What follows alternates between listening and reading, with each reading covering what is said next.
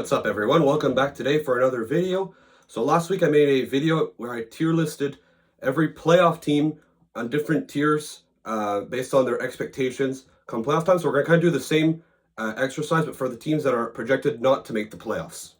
Basically what this tier list is basically the odds for every non-playoff team to make it in 2026. So basically there are 5 current tiers. So tier 1 is the likely bets to make the playoffs.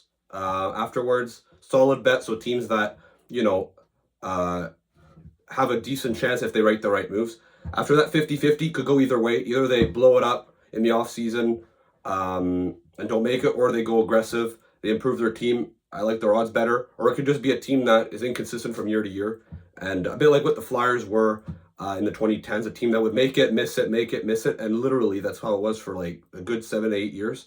After that, long shots. So teams that I'd be pretty surprised at in playoffs, but they have a slight chance. So you're telling me there's a chance, and then after that, not happening. So teams that they're in a complete rebuild. Their odds of making the playoffs are probably below 5%. Before we start, just note that there are 15 teams that are currently viewed as basically locks to make the playoffs.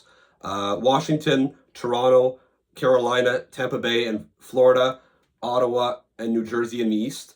And in the Western Conference, Winnipeg, Dallas, Vegas, Colorado, LA, Edmonton, St. Louis, and Minnesota. So there's only one last spot, I would say, in the Eastern Conference that I view as playable, basically. And then after that, all the other 16 teams that are currently not in the playoffs, meaning that the Montreal Canadiens are going to be included in this video. For those that are curious to know why I'm wearing a Detroit Red Wings fan, it's simple because it fell off the wall here, and I didn't really feel like putting it back on. And for number 2, obviously they're playing the Canadiens tomorrow. It'll probably be their biggest game of the year. If they lose that game, they'll basically be eliminated. So I'm not rooting for them, obviously. I'm cheering that the Habs are going to beat them, but I just find it's appropriate to wear for this occasion. So starting ourselves out with the Anaheim Ducks. For me, 50-50. A team that obviously had a very, very tough start to their season. But then after that, they've improved over the course of the season. Mainly because they've had some terrific goaltending from Lucas Dostal and John Gibson. But I think their young players are going to take a step next season. Guys like McTavish, Leo Carlson. We might see Beckett Seneca in the lineup next year, et cetera, et cetera. They have a plethora of young talent. They might add some players during the offseason. So I could see them potentially squeaking in. It'll be tough, however, because the Western Conference is pretty stacked. Luckily for them, they do play in the Pacific Division, because in my opinion, it's really the Central Division that I can't believe how strong that division is. I don't feel it gets talked enough, by the way. I feel like everyone's talking about the Atlantic Division especially, but the Central, for sure, the toughest division in hockey. So they might get a spot open there. But the Pacific Division is for sure going to be the path for them. So I would say 50-50, probably more leaning towards the 50% that do not make the playoffs, however. Up the Boston Bruins, for me, they're a long shot. Obviously, the trade deadline, they sold big time. Traded Marchand, traded Coyle, traded Carlo, traded Frederick. So the Bruins, obviously, they have committed at least to a retool. Do I see them doing a rebuild? Probably not. Like, they do have Pastrnak, they do have McAvoy, they do have Swayman. So it will be tough in that regard. But I wouldn't expect them to be super aggressive this summer to improve their team. I think it's going to be kind of like a 3-year rebuild, probably a bit like what the New York Rangers tried to do, a bit like what the LA Kings tried to do. So we'll see. So they do have a slight chance of making the playoffs, but I would say I'd be pretty surprised if they made it. But the Buffalo Sabres, obviously the last few years have had playoff expectations. This year they crumbled completely. However, they have been doing better recently. No offense, they do that every year. They start horribly, and then after that they end strong. But, there's a reason why everyone thought they could become a good team. They do have some young talent there. So if somehow by miracle it clicked, they might make it. But right now, I just feel like when I look at it, I think I'm more confident in their ability to make in the playoffs over Boston, considering the direction that the Bruins are going in. The Sabres still do have some potential, but once again, they're closer to being a long shot than a solid bet, in my opinion. Calgary, 50-50. Obviously, a team that was expected to tank the season and has overachieved, mainly because Dustin Wolf has been terrific. However, they are the worst offensive team in the league. So it makes it really difficult, really challenging. And once again, with how tough the Western Conference is, they're thankful that they're in the Pacific Division. So it could be played between them and the Anaheim Ducks. but considering, like I said, their lack of offense, I'd be pretty surprised. But I will respect for what they've accomplished this season. I'm not going to put them in long shot with Boston unless they sell off players in the offseason. We'll see.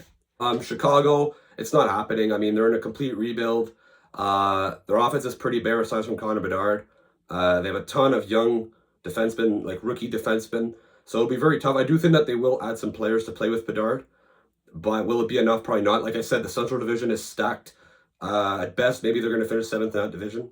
I don't see them finishing any higher than that.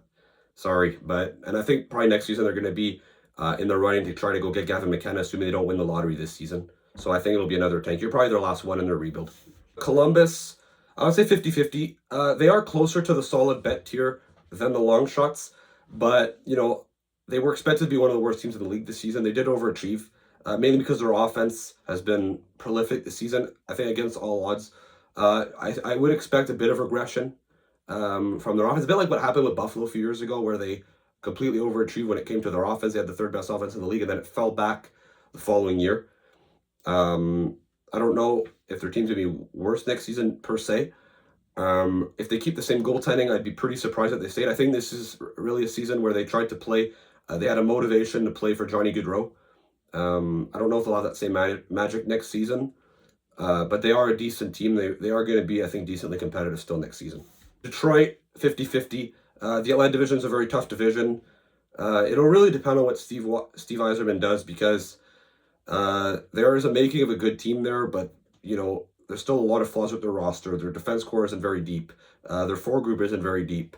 So, I don't know. We'll see. They are going to probably have some young guys coming onto the team. But will it be enough? Probably not. But anything's possible in hockey. So I would say 50-50, I think, is a perfect place to put the Detroit Red Wings. The Montreal Canadiens, I think they're probably the likeliest team here to make the playoffs. Obviously, they are very likely to make it this season. So they won't be very valid for... They shouldn't really count to be on this list. But considering there is a chance that they do miss it. And they are the likeliest playoff team currently to not make it. So I will put them here. Obviously, they beat the Detroit Red Wings tonight. I think they're pretty much... I think the Red Wings are the last real threat at this point, depending on how the Rangers do. So I think the Canadiens will probably assure their spot in the playoffs, so they won't be... but I think they have so much young talent coming. Ivan Deminov's coming. I think they're going to be super aggressive this summer to improve their team. It'll be very tough, their Atlantic division, but I think that they should at least finish in the top 4 or 5 in the Atlantic division, which probably should guarantee a spot in the playoffs. Nashville, obviously, they went super aggressive last summer, signing Stamkos, Marchessault, Brady Shea. They were expected to be a top team in the Central. Obviously, that did not happen. Not only did they not make the playoffs, they plummeted to the bottom of the standings. They're currently 3rd last overall in the NHL. So it's been a disaster. Barry Trotz, there have been rumors about a rebuild. It seems more like he's pointing towards a retool on the fly. So we'll see what they do. But considering how bad they've been this year, and considering they have a lot of aging players, it should make it very tough to be better next season, especially that, like I said, the Central Division is stacked. So their path to get the playoffs is going to be very, very, very difficult. So very unlikely, but there is a small chance that the Predators do make the playoffs. The New York Islanders, kind of a bit like with Boston, a team that decided to sell at the deadline and traded Brock Nelson. There's been rumors with Noah Dobson this summer. I don't know how that's going to go. But they are a team that's older. They don't have a lot of speed, not a lot of skill. Like I said, the Eastern Conference is going to be very tough next season. I expect, once again, to have probably 5 teams in the Atlantic and 3 in the Metro. I don't think they're a top 3 caliber team in the Metro Division either. So I think that it should be pretty tough. I think it's a team that should start building towards the future and not for the present, because even if they make the playoffs, they're not a threat. Let's be honest.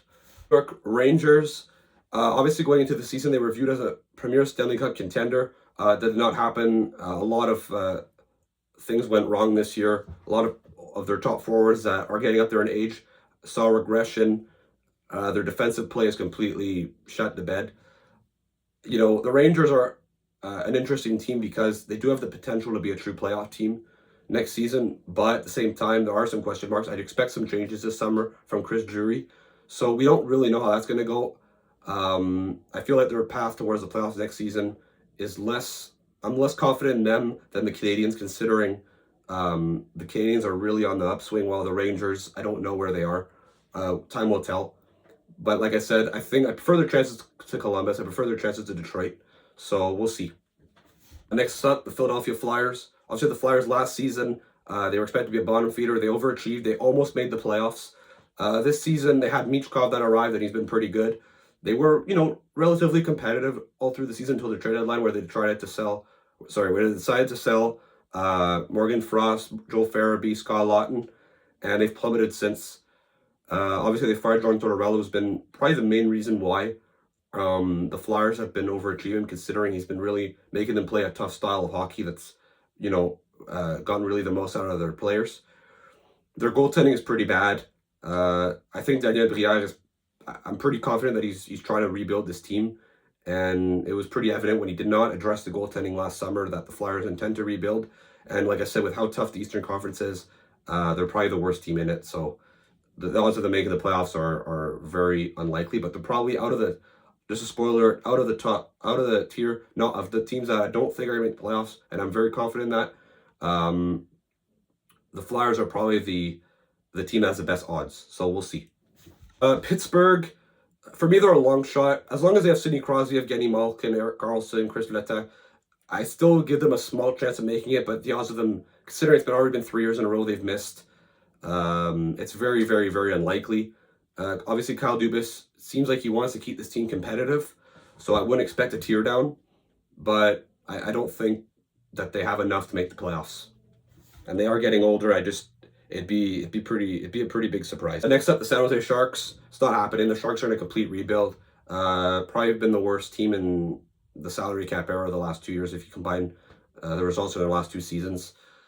They do have some young players, but once again, they're going to be in the running for the first overall pick next season. I don't expect them to add that much. They might add a few veterans there to help their young players, but it won't be enough to make them a very competitive team. I think they're basically a lot to finish bottom 3 next season. So obviously, if they finish bottom 3, they're not even going to come close to making the playoffs. The Seattle Kraken, I think them too, they're a long shot. Obviously, year 1, they were a bottom feeder. Year 2, they surprised everyone. They made the playoffs as a wild card. They upset the defending cup champs, the Avalanche. And then they forced the Dallas Stars to 7 games in the second round. The next season, they lost their magic. They missed the playoffs. After that, last summer, they went aggressive for Chandler Stevenson, Brandon Montour. It blew up in their face. The Kraken have been bad this year. The deadline, they traded away Yanni Gourde. They traded away Oliver Bjorkstrand. They traded away Brandon Tanev. It seems like maybe Seattle's trending towards rebuilding or something, bringing in some more young players. So there is a chance if their young players that they bring in next season break out, that the Kraken could be in the mix for a playoff spot. But I wouldn't bet on it. I think that the Kraken are probably going to be trying to get Kevin McKenna next season, so we'll see. But it's not impossible, but very, very unlikely still. The Utah Hockey Club, I put them in solid bet. It's a team that has a lot of young talent. They've been competitive this season. Obviously, they've run out of gas at the end of the season, considering especially with the Blues, with how they've been. If not, they probably would have been in the running for a playoff spot, for the last wildcard spot. A lot of young talent. I think they're going to be aggressive this summer to improve their team. The only reason why I'm not putting in the same category as the Canadiens is simple. Once again, the Central Division is stacked. Right now, they're probably the 6th best team in that division. So they're going to have to make some big moves if they want to move up to 5th or 4th. So it'll be very tough, but it is possible. They're probably the 2nd likeliest team, I think, on this list. I'm more confident, to be honest, in them than the New York Rangers, considering the Rangers is going to be changes. The Utah Club is probably going to be additions. So that's the main difference. But like I said, the Canadiens, I think it's more doable for them to make playoffs the next season than Utah. But once again, I think Utah has a good chance and has a very, very good future. The Vancouver Canucks, obviously a super disappointing season this year after winning the Pacific Division last year and losing in 7 against the Oilers, who eventually went to the Stanley Cup final. It just has been a disaster this season. Demko was injured to start the year. After that, there was some friction between Pettersson and JT Miller. They then traded JT Miller and got a first-round pick. They traded that first-round pick then to get Marcus Pettersson. After that, they were struggling before the deadline. There were rumors that they would be sellers. They did not sell anyone. So Vancouver, at this point, I don't know what they're going to do. They might rebuild. They might retool. They might be super aggressive this summer and improve their team. I just don't know. And I think they're a perfect team to put in the 50-50 category because I have absolutely no clue what they're going to do this summer. That puts an end to this video. Thank you very much for watching.